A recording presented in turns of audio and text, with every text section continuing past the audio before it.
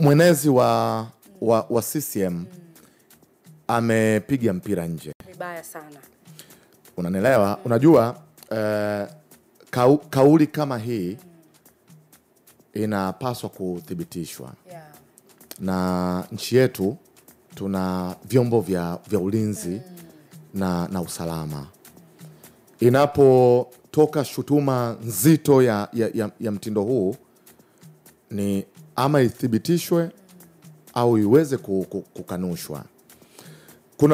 Kuna maswali tu unaweza ukawa unajiuliza. Mengi sana. Chadema wakanunue virusi. Wao watapona?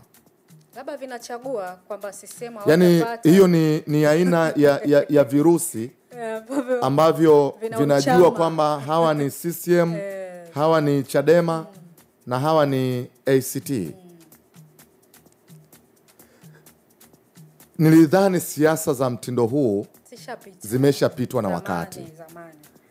Yani nimesikitika kuona zinarejea kwa sababu Makala ni kakaangu, ni kaka yetu. Kuna vitu ukisikia unastuka. Yani unaogopa kwa sababu vimesemwa na kaka yani. Unanielewa? Nadhani ni kauli zenye madhara makubwa zikiendelea kutumika kwenye majukwaa ya siasa. 2025 ni mwaka wa siasa.